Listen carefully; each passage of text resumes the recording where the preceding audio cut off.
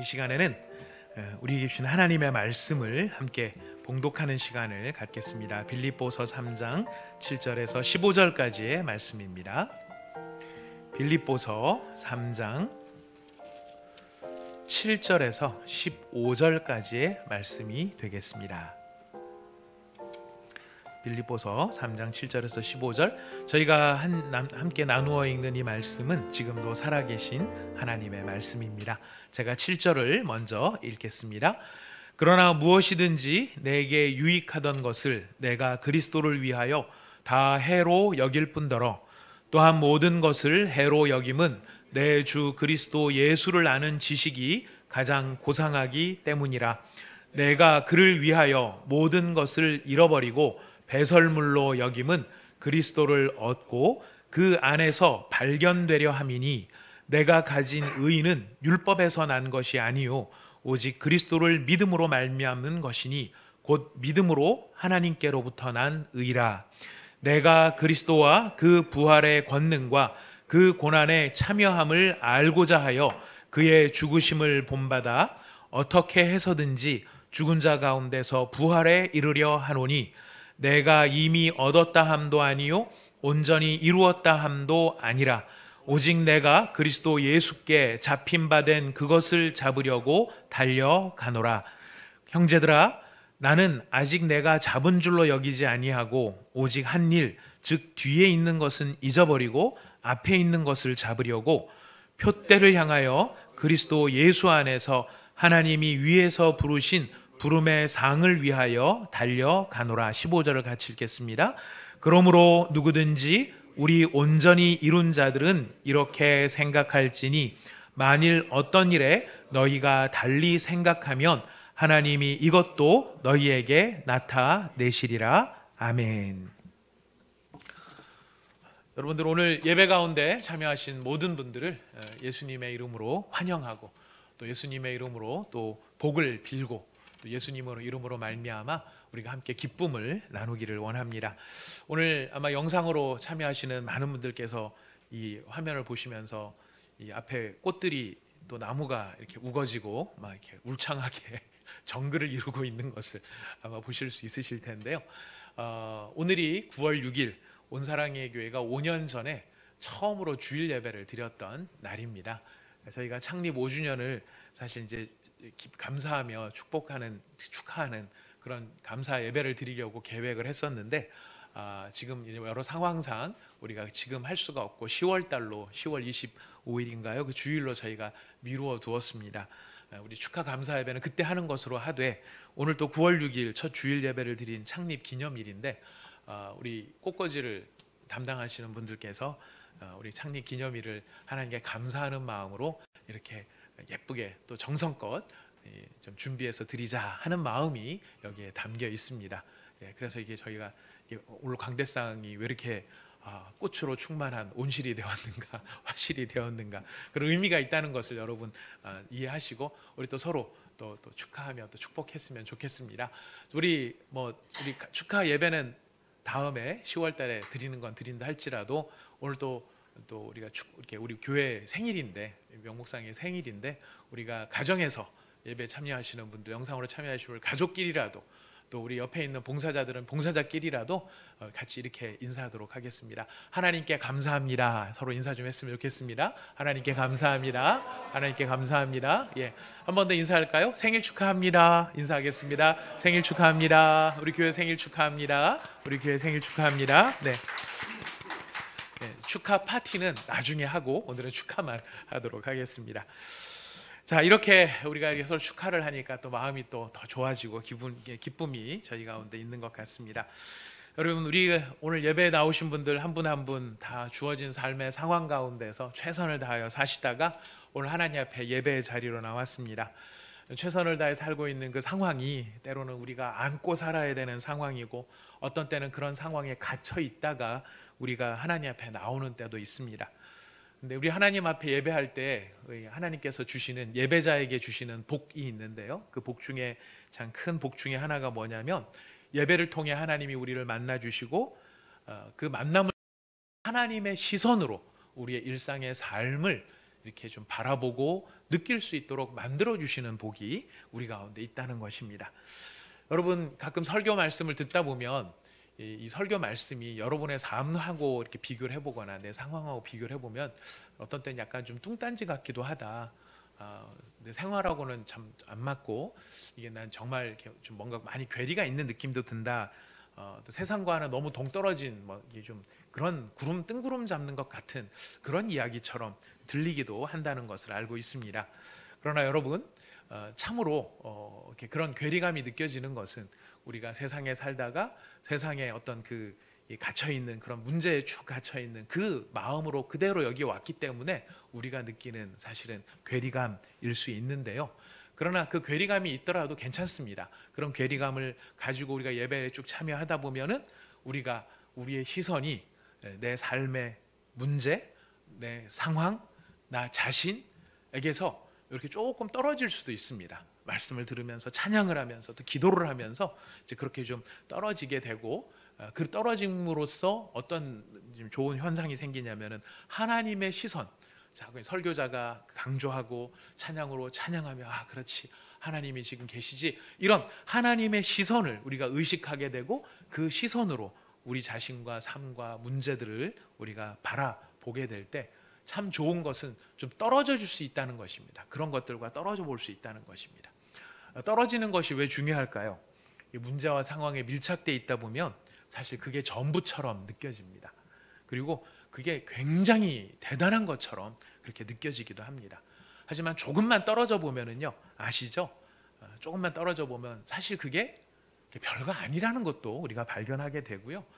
여전히 크게 느껴질 수는 있지만은 조금 떨어져 있다 보면은 그래도 내가 생각했던 것보다는 이게 그렇게 큰 게 아닐 수도 있다, 이런 생각을 우리가 갖게 됩니다.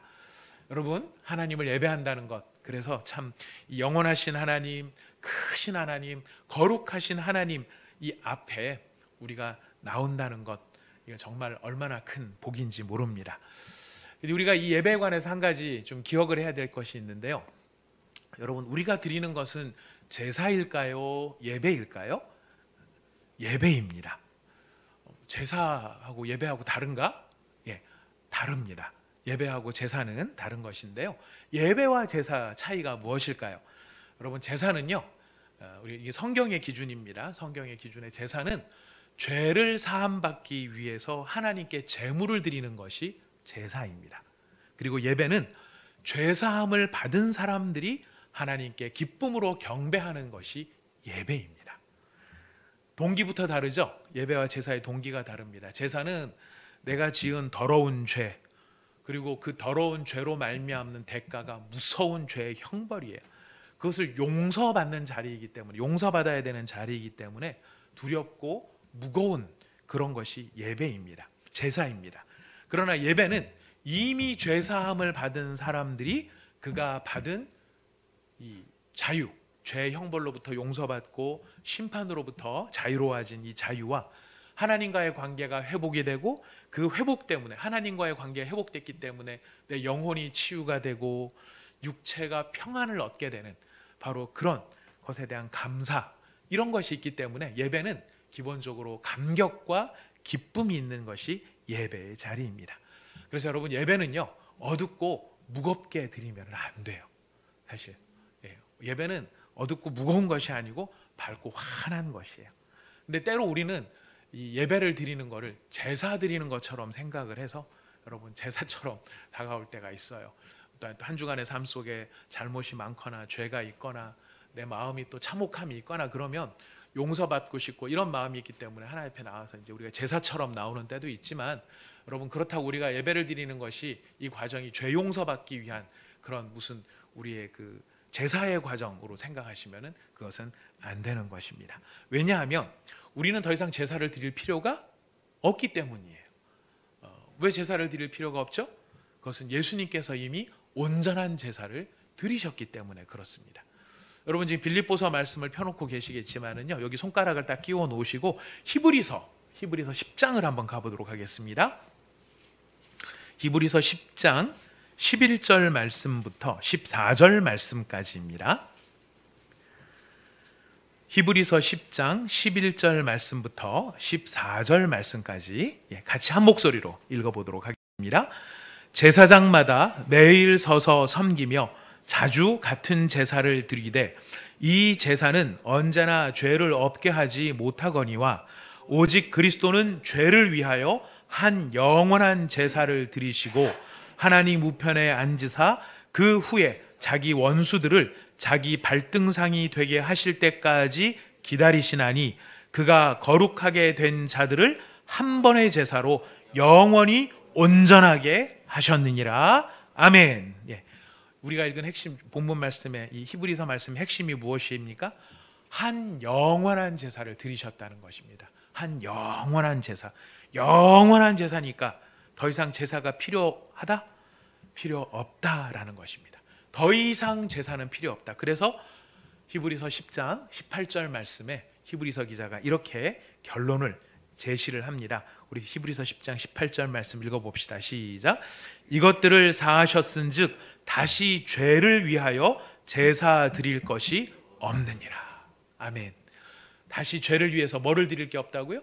제사를 드릴 게 없다는 거예요. 다시 제사를 한 영원한 제사. 예수님이 한 번 제사를 드리셨는데, 자신의 몸으로 제사를 드리셨는데 영원한 제사를 드리셨어요. 자, 그래서 우리가 더 이상 제사를 드릴 필요가 없는데, 자, 그럼에도 불구하고 우리의 죄 용서함을 받기 위해서 무엇인가를 더 해야 된다라고 말한다면 그것은 어떤 심각한 문제로 이어지는 것일까요? 예수님의 사역이 온전치 못하다, 이런 주장을 하는 것과 같은 것이 됩니다. 그래서 여러분 기억하실 것입니다. 지난주에 바울이 굉장히 통렬하게 소리 높여서 지금 이야기를 했던 게 있었습니다. 뭐라고 얘기했냐면은 개들을 삼가하고 행악자들을 삼가하고 몸을 상하는 일을 삼가하라, 이런 아주 통렬하게 이야기한 게 있습니다. 왜 그렇게 통렬하게 소리를 높였죠? 십자가의 보혈로 충분한데 거기에 무엇을 더하려고 하는 것 자체가 예수님의 보혈이 부족하다라고 말하는 것, 바로 그것과 연결되기 때문에 바울은 통렬하게 이렇게 부르짖지 않을 수가 없었던 것입니다. 그래서 여러분, 우리가 이렇게 뭐 할례를 받거나 이런 것은 아니지만 우리의 마음이 지금 바른 마음, 예배를 드리는, 우리가 예배를 드리도록 부름을 받았는데 바른 마음이 필요한데, 그것이 무엇이냐면 나는 지금 제사, 내 죄 용서함을 받기 위해 공로를 쌓는 시간이 아니고 이미 내 죄를 용서하신 예수 그리스도로 말미암아 하나님께 예배하는 자리구나. 내가 예배를 드리도록 부름을 받았구나. 내가 이 문을 들어올 때, 우리 예배 들어올 때, 예배당 들어올 때죠. 예배 드리기 위해서 예배당 들어올 때, 안 그러면 여러분께 지금 영상으로 예배를 드리시는 분이 많이 계실 텐데, 영상으로 예배를 드리기 위해서 마음을 다 고쳐 먹었을 때, 마음 자세를 바르게 했을 때, 우리가 딱 들어올 때 더욱 누구를 의지하면서 들어오죠? 예수 그리스도의 공로를 의지해서 우리가 예배의 자리에 들어오는 것이에요. 그 예수 그리스도의 공로를 의지하기 때문에 우리가 기뻐할 수 있는 것이고 즐거워할 수 있는 것이고 감사할 수 있는 것입니다. 물론 우리가 우리의 일상의 삶에서도 바로 그렇게 예수 그리스도와 함께 동행하면서 우리가 살다가 왔지만은, 우리가 예배를 드릴 때, 특별히 예배를 드리는구나 라고 하는 우리가 그런 의식들을 가지게 될 때는 더욱 예수 그리스도의 공로를 의지하여, 그래서 내가 자유하게 되었다, 나는 더 이상 죄에 대한 형벌이 없다, 하나님은 나를 영원히 떠나지 아니하신다, 이것을 우리가 깨닫는 영적인 축제의 시간, 그래서 기쁨과 환희가 넘치는 바로 그 축제의 시간이 예배라는 것을 기억하고 우리가 그 예배에 임하는 것이 필요할 것입니다. 제가 오늘 이렇게 강조를 하는데 이유가 있습니다.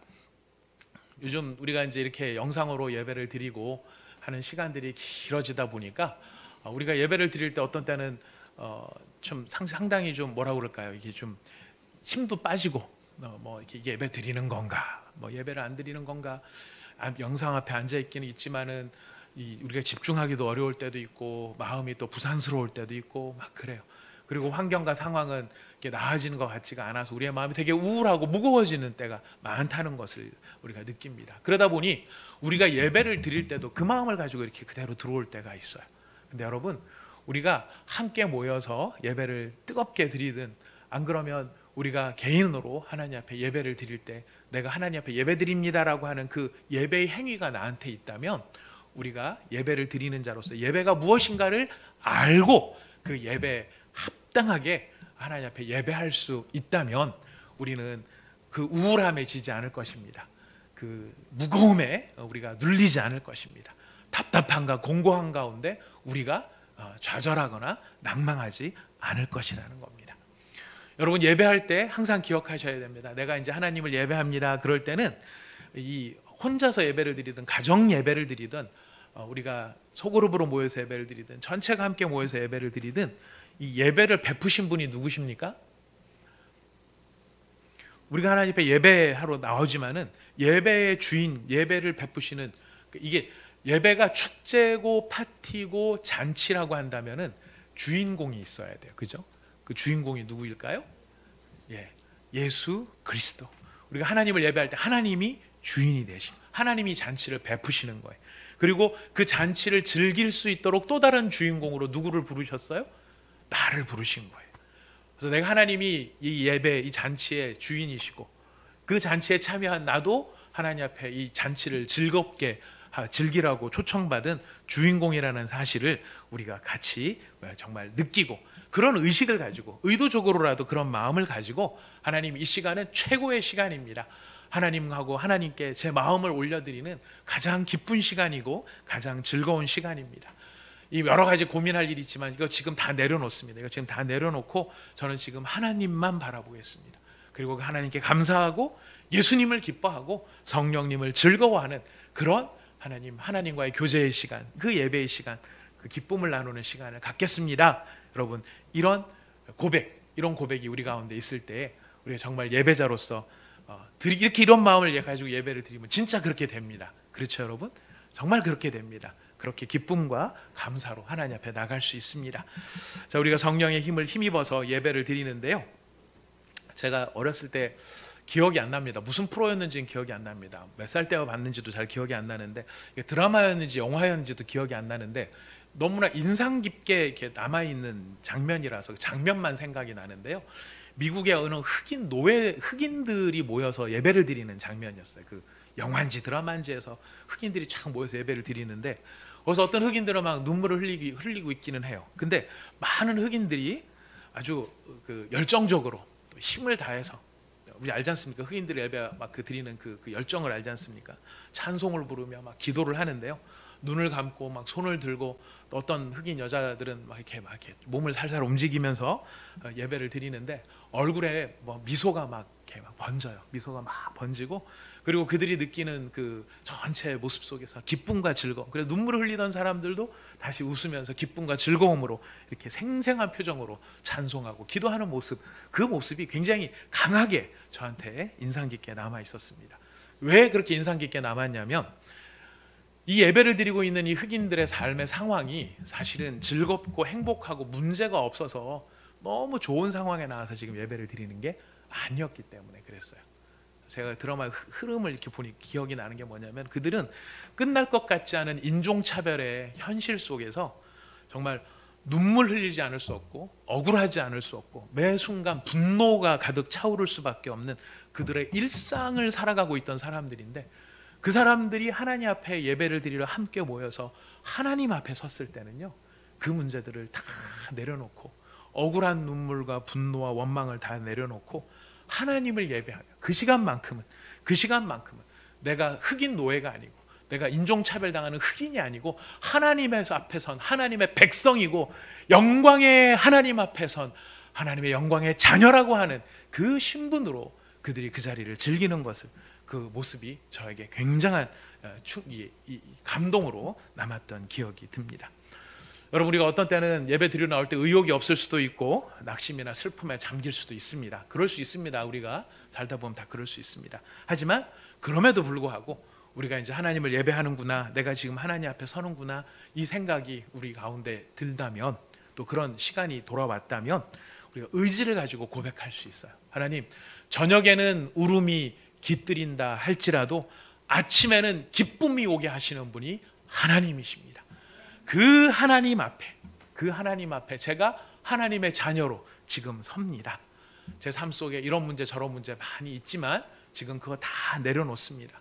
그거 가지고 하나님 앞에 오지 않겠습니다. 저는 그냥 하나님의 자녀라는 신분으로 하나님을 즐거워하고 하나님을 기뻐하고, 그래서 제 안에 새 마음을 만드시고 새 일을 이루시고 하나님을 찬양하는 가운데 기적을 만드실 그 능력의 하나님, 제가 이 시간 우리 하나님을 즐거워하며 하나님을 즐기기를 원합니다. 하나님의 파티에 참여하겠습니다. 예배의 자리에 참여하겠습니다. 하나님, 제 마음을 받아주십시오. 우리 이렇게 예배할 수 있는 우리 모두가 될 수 있기를 부탁드리겠습니다. 여러분, 이런 마음으로 이제 하나님 앞에 예배를 할 때 지금 바울이 오직 그리스도 예수의 보혈의 공로를 힘입어서 이제 지금 하나님 앞에 이제 나온다. 다른 거 더 필요 없다. 그래서 이제 바울이 자기가 이제 얘기를 했죠. 우리 아까 빌립보서의 말씀에 내가 유익하던 모든 것을 다 그리스도를 위해서 해로 여길 뿐만 아니라 모든 것을 나는 다 배설물로 여긴다. 누구나 다 좋아할 만한 것들, 사실 그렇게 하고 싶지만 못하는 것들, 근데 바울은 가지고 있는 것들, 다 부러워할 만한 것들, 그런 것들을 바울은 다 배설물로 여긴다라고 이야기를 했습니다. 그 이유가 무엇이었습니까? 그리스도 예수를 아는 지식이 가장 고상하기 때문에 그렇다. 가장 고상하다라는 말은 높다, 고상하다는 게 아주 높고 탁월하다라는 뜻이죠. 예수 그리스도를 아는 지식이 가장 탁월한 지식이고, 예수 그리스도를 아는 지식이 모든 것을 능가하는 지식이기 때문에 자신은 그 지식을 얻기 위해서라면 다른 모든 것들 다 포기할 수 있고, 또 그 지식이랑 비교해 보니까 다른 건 진짜 잽도 안 되더라, 그렇게 이야기를 하고 있는 것이죠. 그렇게 그리스도 예수를 아는 지식이 가장 고상하기 때문에 바울이 갖는 마음의 소원이 있습니다. 우리 그 소원이 무엇인지 3장 10절과 11절, 빌립보서 3장 10절과 11절, 우리 한 절, 두 절, 오늘 본문이지만은 다른 본문 말고 오늘 이 본문을 같이 읽어보도록 하겠습니다. 3장 10절, 11절 같이 읽어봅시다. 시작. 내가 그리스도와 그 부활의 권능과 그 고난의 참여함을 알고자 하여 그의 죽으심을 본받아 어떻게 해서든지 죽은 자 가운데서 부활에 이르려 하노니. 3장 10절에 보니까 그리스도 예수를 아는 지식이 가장 고상하기 때문에 바울이 어떤 마음의 소원이 있느냐, 3장 10절에 내가 알고 싶다라고 말합니다. 내가 알고자 하여, 내가 알고자 하여. 무엇을 알고자 하는가? 그리스도를 알고자 하고 그 부활의 권능을 알고자 하고 그 고난의 참여함을 알고자 한다. 그리스도 예수를 아는 지식이 너무 고상하고 탁월한 지식인데 그걸 알기 때문에 또 그것을 아니까 더 알고 싶은 게 있어요. 그 세 가지인데 오늘 그 중에서 그리스도를 알기를 원한다, 이것을 우리가 집중적으로 생각을 해보고자 합니다. 여러분, 바울이 말합니다. 나는 그리스도를 알기를 원한다. 사실은 좀 이상한 말이에요. 왜 이상한 말이냐면, 바울이 그리스도를 알기를 원한다, 이 말은 마치 내가 그리스도를 모르기 때문에 그리스도를 알기를 원한다, 이렇게 우리가 느껴지는 느낌이 있기 때문에 그렇습니다. 바울이 그리스도를 알지도 못하면서 복음을 전하고 죽을 고생을 하고 다니고 있는 것일까요? 아니죠. 바울이 수많은 사람들에게 수많은 곳에서 정말 영향력 있게 그리스도를 전했습니다. 그리고 이제 빌립보서를 쓰고 있는 바울은 나이가 꽤나 들어있는 상황이에요. 그래서 이 바울의 모습 속에서는 그리스도 예수의 흔적이 누구보다도 많이 나타날 만한, 나는 그런 참 그리스도를 닮은 사람이 되어 있는데, 지금 바울이 나는 그리스도를 알기를 원한다라고 이야기를 하고 있는 것입니다. 무슨 의미일까요? 우리가 잘 아는 뜻입니다. 잘 아는 뜻입니다. 우리가 바울이 그리스도를 알고 싶다라고 하는 것을 우리가 잘 아는 대로, 우리가 뭔가를 안다라고 했을 때는 알면 두 가지가 있다고 얘기하죠. 그리스도에 대해서 아는 것이 있고 그리스도를 아는 것이 있어요.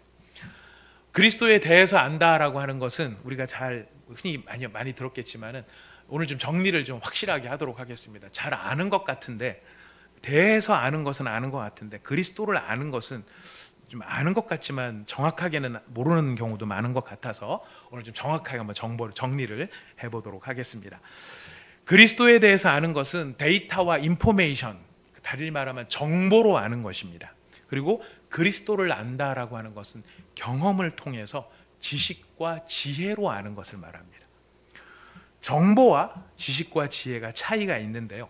우리가 흔히 말하는 정보, 데이터나 인포메이션이라고 하는 것은 육하 원칙에 보면 이거에 해당되는 거예요. 누가 언제 어디서 무엇을, 여기에 해당되는 것이 정보입니다. 자, 그런데 경험을 통한 지식은 무엇에 속하는 것이냐면은 어떻게에 대한 how에 속하는 것입니다.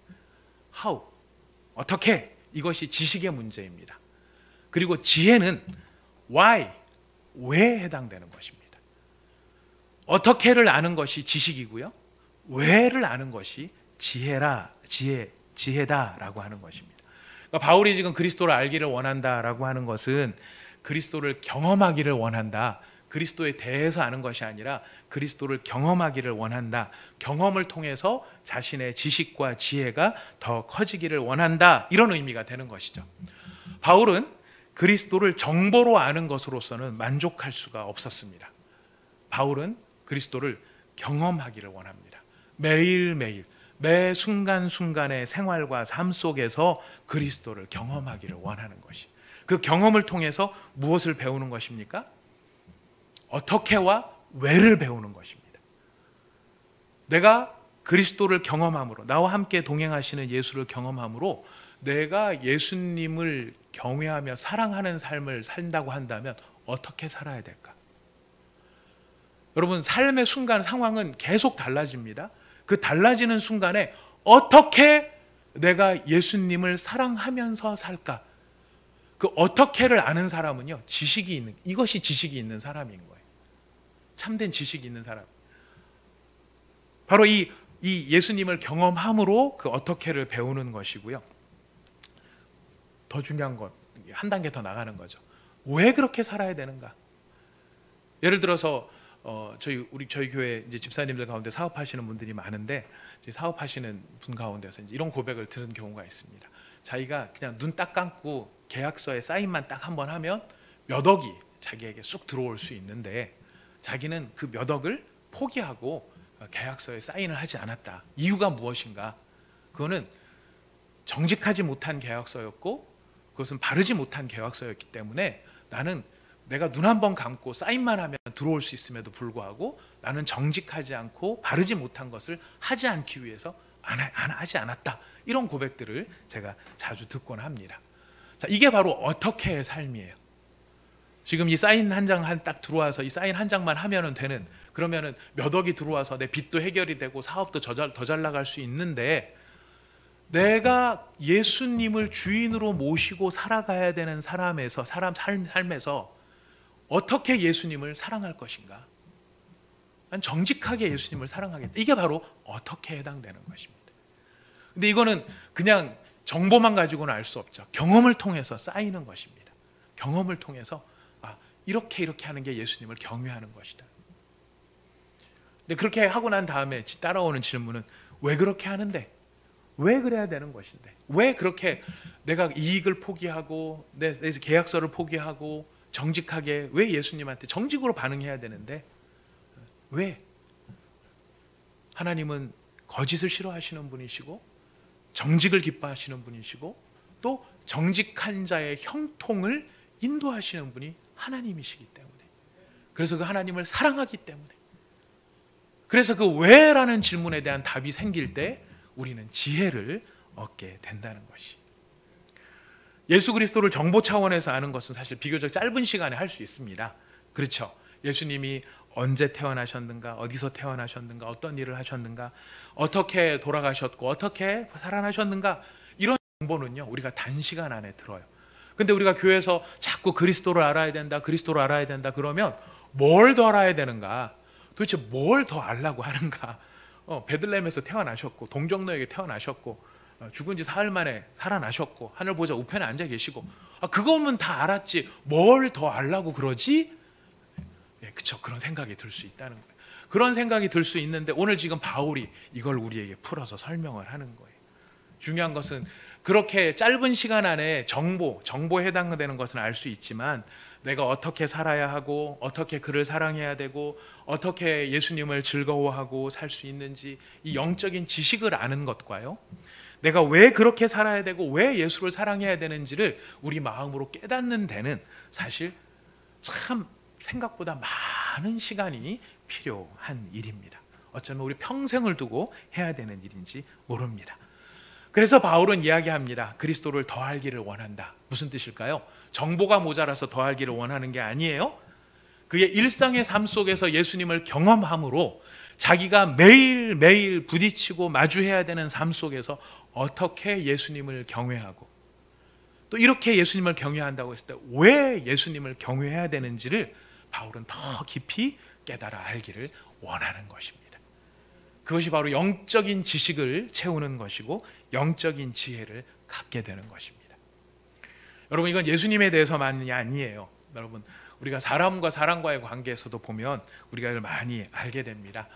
이 부부간에 아무리 오래 산 부부들 딱 보면 눈빛만 봐도 다 알 것 같은 그런 부부들, 그렇죠. 그래서 오래 사셨기 때문에 다 아는 것 같은 게 많지만 사실 여러분 엄밀하게 놓고 보면은요, 우리가 안다라고 생각하는 것은 굉장히 표면적이고 표피적이고 어떤 일정한 부분에 제한되어 있는 것인지도 몰라요. 실제로는 모르는 것이 아마 훨씬 더 많을지도 모릅니다. 한 사람을 알아가는 것도요, 온전하게 한 사람을 알아가는 것도 시간이 굉장히 많이 걸립니다. 미혼 우리 청년 형제자매들은 제일 많이 고민하는 게 누구랑 살까, 이거를 제일 많이 고민해요. 그죠? 누구랑 살까. 요즘에는 또 이제 이슈 중에 하나가 어디서 살까, 이것도 굉장히 중요한 이슈입니다. 누구랑 살까도 굉장히 중요하지만 누구랑 어디서 살까, 어디서 사느냐, 이것도 생각 밖으로 쉬운 일이 아니기 때문에 참 많이 고민이 돼요. 언제부터 같이 살까, 그다음에 뭘 먹고 살까, 이런 것도 쉬운 질문은 아닙니다만은 여러분, 막상 결혼해 놓고 보면은 그러면 다 끝나나요? 그 어려웠던 질문들이 다 끝나나요? 아니요. 진짜 질문들은 그때부터 시작이 됩니다. 결혼을 한 이 부부가 우리가 어떻게 이 사람을 사랑할 것인가, 사랑해서 결혼을 했는데 이 사람을 어떻게 사랑할 것인가, 어떻게 사랑해, 그냥 같이 살면 사랑하는 거지. 여러분, 그거 아니죠. 예. 어떻게 사랑할 것인가를 알아가는 거 굉장히 오랜 시간이 걸려요. 내 나름대로는 사랑한다고 열심히 잘해주지만 상대편은 그렇게 느끼지 않을 수도 있기 때문에 그런 것이. 더 큰 질문이 있습니다. 평생을 살아가면서 던져야 되는 질문. 내가 왜 이 사람을 사랑해야 되는가? 내가 왜 이 사람하고 계속 건강한 관계들을 유지해 나가야 되는 것인가? 여기에 대한 질문들이 필요하다라는 거. 이거는 안 살기 위한 질문으로 필요한 게 아니라 더 잘 살기 위한 질문으로. 이것이 바로 지식이고 참된 지식이고 이것이 바로 참된 지혜라고 하는 것입니다. 여러분, 그렇게 하려면 어떻게 해야 되죠? 방법은 세 가지입니다. 많은 대화가 필요합니다. 서로의 마음을 열고 서로의 생각과 마음을 활짝 열고 진실하게 나누는 대화가 필요합니다. 그리고 함께 경험하는 사건들이 필요합니다. 사람은 말만 가지고는 다 모릅니다. 말이 되게 중요하지만 실제로 일을 닥쳐보고 일을 경험해 봐야 그 사람의 됨됨이나 성품들이 다 나오는 것이죠. 그리고 그 경험한 것들을 그냥 쌓아만 놓으면 안 돼요. 우리한테 반드시 필요한 게 뭐냐면 생각하는 일이 필요합니다. 묵상하고 음미하는 것입니다. 마찬가지로 예수님과의 관계도 마찬가지예요. 예수님과의 관계도요, 우리가 경험을 통해서 예수님을 알아가는 것, 우리가 신앙의 자리에 들어오셨어요. 여러분들이 예수를 믿는 믿음의 자리에 들어오셨어요. 우리 예수님을 알아야 되고 예수님에 대한 지식과 지혜가 있어야 되는데 어떻게 더 예수님을 알아갈 것인가? 똑같아요. 대화가 필요해요. 우리는 예수님과 어떻게 대화를 할까요? 말씀과 기도를 통해서. 우리가 1년 12달 가도 말씀 한 절 제대로 이게 읽지 못하면서 예수님의 음성을 듣는다? 그건 우리가 뭔가 마음에 이 뭔가 요행을 바라는 거예요. 한마디 하옵소서, 한마디 하옵소서, 가리봉동 이렇게 한마디 하옵소서, 거기다 딱 투자하게, 이런 것만 생각을 한다는 거예요. 여러분, 그런 게 말씀이 아니에요. 하나님께서 예수님의 말씀은 성경에 기록되어 있는 말씀 우리가 읽는 것이고 예수님 앞에 기도하는 것입니다. 깊이 대화를 나누는 것입니다. 그리고 우리가 경험하는, 우리가 당하는 일들이나 경험하는 사건들이 있는데 그것을 나 혼자 경험하는 게 아니라 누구랑 경험하는 거예요? 예수님과 함께 경험하는 거예요. 그래서 우리가 그 사건을 처음 직면을 했었을 때는 얼떨떨하고 이걸 어떡하지 싶은데 우리가 믿음의 시선으로 가만히 보면 이 사건을 통해 하나님이 어떻게 일하시는가를 사실 관찰할 수 있어요. 믿음의 눈으로 보면은요, 하나님이 이 일을 다루시고 만지시고 이끄시는 하나님의 일하심이 느껴져요. 그 순간 자체는 아니더라도요. 자체 그러면 너무 좋겠지만 그렇지 못한다 하더라도 시간이 좀 지나다 보면 우리가 고백하지 않을 수 없는 순간들이 생겨요. 와, 하나님 진짜 절묘하시다. 어떻게 일을 하셨지? 어떻게 이렇게 하셨지? 그걸 통해서 우리가 뭘 깨닫습니까? 하나님의 성품, 하나님이 가지고 계시는 태도, 나를 어떻게 다루고 계시는가 하는 하나님의 마음, 이런 것들을 알게 되는 것이죠. 그리고 가장 중요한 것, 묵상하는 것이 필요합니다. 묵상하는 것. 왜 이런 하나님이 어떻게 하셨지? 그 다음에 던지는 질문, 왜 이 일을 하셨을까?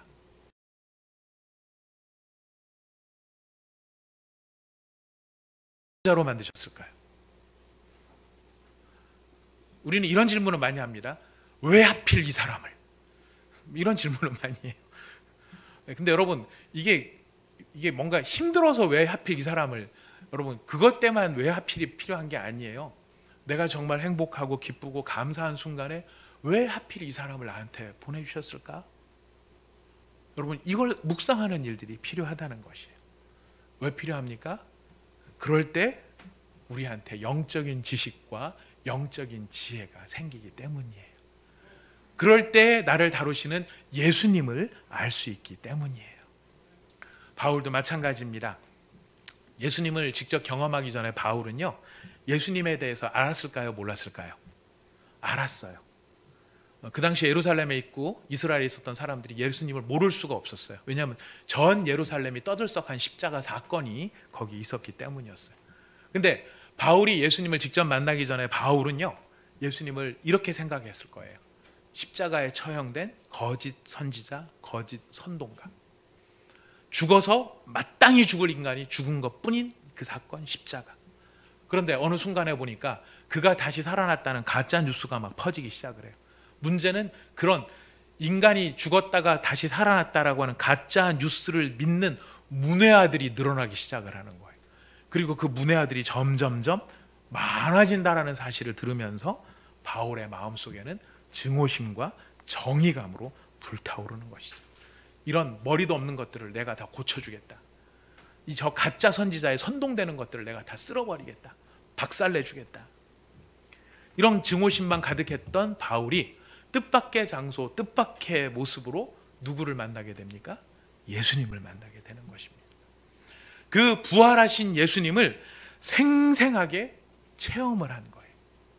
자, 그러니 여러분, 그 다음에 바울의 마음을 한번 상상을 해보십시오. 그 다음에 저거는 가짜다, 예수는 죽었다, 죽은 것으로 끝났는데 그 죽었다가 살아났다는 가짜 뉴스를 믿는 이 멍청한 인간들, 저 말도 안 되는 인간들 내가 다 고쳐주리라 그랬는데 살아계신 예수님을 자기가 직접 대면을 한 거예요.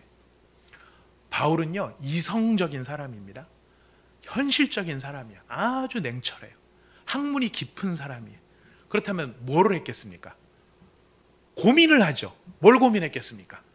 도대체 내가 경험한 이 경험을 어떻게 설명을 해야 될까? 내가 만난 내가 예수를 만났다는 사실, 내가 지금 이 경험을 똑똑히 했는데 이 경험을 내가 도대체 어떻게 이해를 해야 될 것인가?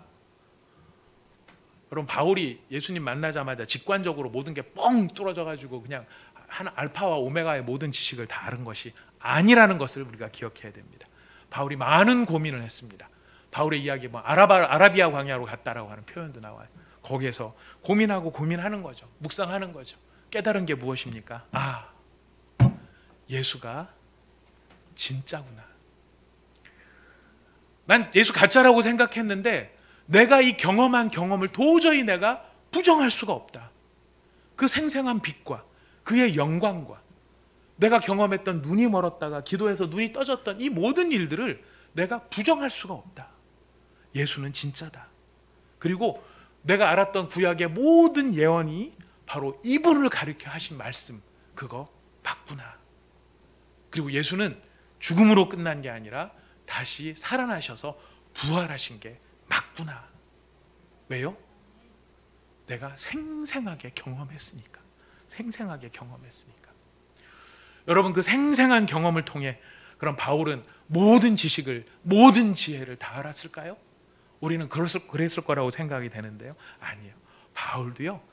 그래서 바울이 이런 고백을 하는 거예요. 내가 예수를 더 알기를 원한다. 내가 이 예수를 더 알기를 원한다. 이 예수를 더 깊이 깨닫기를 원한다. 그래서 바울은 내가 생생하게 예수를 체험했음에도 불구하고 매일매일 매 순간순간 예수님을 경험하고 예수님을 체험해서 그가 얻기를 원했던 게 무엇입니까? 바로 영적인 지식과 영적인 지혜라는 것이었어요. 하루하루 삶을 살아야 되는데 어떻게 살아야 될까? 어떻게 하는 게 순종이고 어떻게 하는 것이 하나님의 말씀을 이루는 것일까? 그의 사명에 관해서 질문하는 거죠. 하나님 왜 이 사람을 만나게 하시는 것일까? 왜 이 사람에 대한 이 간절한 마음을 주실까? 왜 이렇게 기도하고 싶은 마음이 생길까? 이 왜를 깨달을 때에, 왜를 깨달으면 여러분 어떤 장점이 생기죠? 견딜 수 있는 힘이 그때 생기는 거예요. 이유를 알면 견딜 수 있는 힘이 생기는 거예요. 근데 저 사람을 위해서 복음을 전해야 되는데 계속 거부를 하는 거예요. 거절을 하는 거예요. 근데 마음에는 계속 복음을 전하고 싶다는 마음이 생기는데 이게 왜 자꾸 이런 마음이 생기지? 예수님께서 깨닫게 해주시는 거예요. 내가 저를 사랑한다. 저가 지금은 완고하지만 내가 저를 사랑하고 저를 통해서 내가 내 일을 이루기를 원한다. 이 마음이 깨달아지면은요, 아, 거절을 아무리 해도 내가 계속 전해야 되겠구나. 견딜 수 있는 마음이 그래서 생긴다는 거예요. 그래서 왜에 대한 영적인 지혜가 필요하다라는 것입니다. 바울이 더 알기를 원하는 것 중에 하나는 관계였어요. 왜 어떻게 나를 아실까? 어떻게 나를 찾아오셨을까? 그 질문을 넘어서 왜 나였을까? 왜 하필 나였을까? 가말리엘 문화생들이 바울 혼자만 있었던 건 아닐 것이고 바울의 동기동창도 많이 있었을 것이고 바울이 집안이 좋다고 하지만 집안 더 좋은 사람도 있을 것이고 로마 시민권자가 나 하나만 있는 것도 아닐 텐데 왜 하필 나였을까? 왜 하필 나였을까? 그 진지한 질문에 깊은 묵상, 왜 나를 찾아오신 것일까? 그리고 예수님이 깨닫게 해주셨겠죠. 내가 너를 사랑하기 때문이다. 바울의 질문입니다. 왜 날 사랑하십니까? 왜 나를 사랑하십니까? 이 질문은 한순간 던지는 질문이 아니라 평생을 두고 던지는 질문이고 바로 그 질문, 왜 나를 사랑하는지에 대한 그 질문에 대한 답이 주어질 때에 바울은 자신이 살고 있는 모든 삶의 상황들을, 사역들을 더 힘있고 더 넉넉하게 감당할 수 있었던 것입니다. 자, 바울이 그리스도 예수를 아는 지식이 가장 고상하기 때문이다. 그랬을 때 바울이 가졌던 첫 번째 더 알기를 원했던 게 무엇이라고요? 그리스도 예수를 더 알기를 원한다. 그리스도 예수를 더 안다라는 것이 어떤 의미라고 지금 말씀드렸습니까?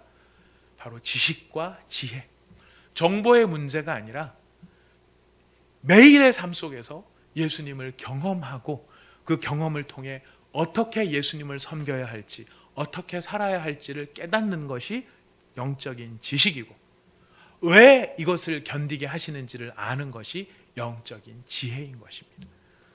성경의 정보를 아는 사람은 많지만 어떻게 살아야 될지를 모르는 사람은 지식이 없는 사람입니다. 어떻게 살아야 될지를 알고 부지런히 그렇게 살고 있는데 왜 그렇게 살아야 되는지를 모르는 사람은 지혜가 없는 사람입니다. 바울은 소망이 있습니다. 바로 그 지식과 지혜가 충만하게 되기를 원하는 것이죠. 근데 여러분, 이제 마지막 결론인데요.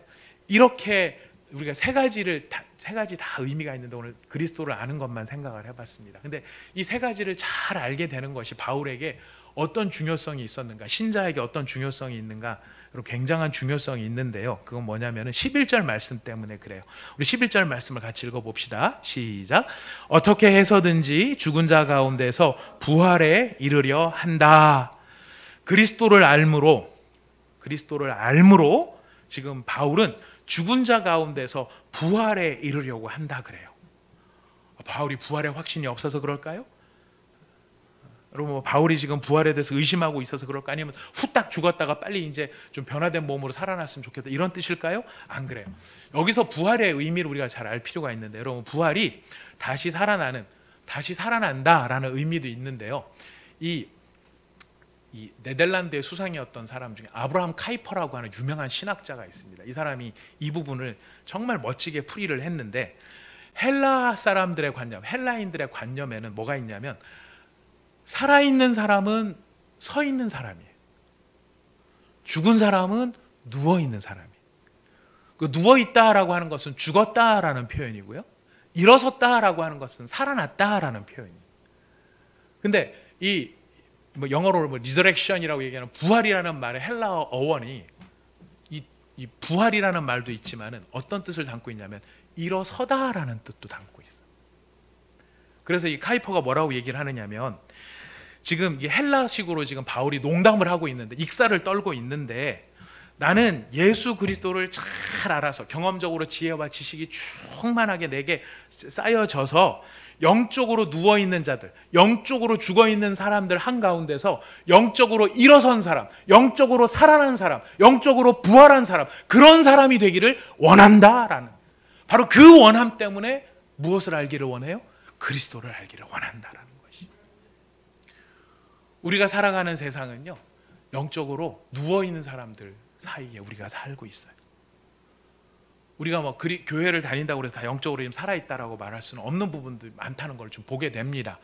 자, 그 영적으로 살아있지 않다는 게 다 누워있는 거, 다 영적으로 누워있는, 다 영적으로 죽어있는 이런 상황 가운데 우뚝 서서 일어나는 사람, 살아났기 때문에 우뚝 서 있을 수 있는 사람, 누가 우뚝 서 있을 수 있어요? 누가 우뚝 설 수 있는 것입니까? 바울은 말합니다. 하나님은 바울을 통해서 우리에게 말씀하십니다. 그리스도를 아는 사람이 영적으로 죽어있는 사람들, 다 누워있는 사람들 그 사이에서 일어설 수 있다. 바울이 말하는 거예요. 죽은 자 가운데서 어찌하든지 부활에 이르기를 원한다. 딴 게 아니고 일어서기를 원한다라는, 일어서기를 원한다. 바로 일어서기를 원한다. 근데 내 힘으로 일어설 수 없고 그리스도를 알 때, 어떻게 그를 섬기고 어떻게 그를 사랑하고 왜 그를 섬기고 왜 그를 사랑해야 되는지를 깨달을 때 바울은 얘기하는 것입니다. 내가 일어설 수 있다. 모든 사람이, 우리가 지금 그 시대를 살아가고 있죠. 우리가 이 시대를, 그런 시대를 살아가고 있습니다. 지금 어떻게 이 상황을 견딜까? 이 코로나의 이 엄중한 상황 속에 교회가 참 이상하게 지금 이렇게 취급당하는 이 상황 속에 우리 집사님 한 분이 친구한테 전도를 했다가 굉장히 좀 안 좋은 소리를 많이 들으셨다는 얘기를 전에 들었어요. 교회 가자 그랬더니 지금 시대가 어느 시대인데 감히 교회를 가자는 말을 나한테 하느냐고. 이런 말을 들으면 우리 마음이 확 위축이 돼요. 그죠? 근데 확 위축되는 우리가 위축을 떨쳐내려면은 뭐를 할 때 떨쳐낼 수 있을까요? 그리스도를 할 때. 어떻게 그를 섬기고 왜 그를 섬겨야 되는가를 할 때. 그럼에도 불구하고 우리가 왜 그리스도인으로 당당하게 이 시대를 살아가야 하는 것인가? 내가 그리스도께 속한 자라는 것을 당당하게 선포할 수 있을 것인가? 이것이 일어서는 것입니다. 우리 온사랑의 교회가 부활에 참여하는 교회, 어찌하든지 죽은 자들 가운데서 부활에 참여하는 교회가 되기를 소원합니다.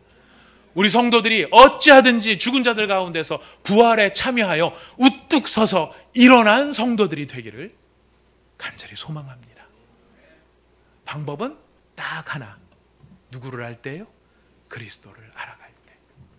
여러분들의 마음속에 바울과 같은 이런 소망이 있으셔서 매일매일의 삶 속에서 예수를 알기를 원합니다. 매일매일의 삶 속에서 예수를 경험하기를 원합니다. 그래서 영적인 지식과 지혜가 제게 있게 하여 주옵소서.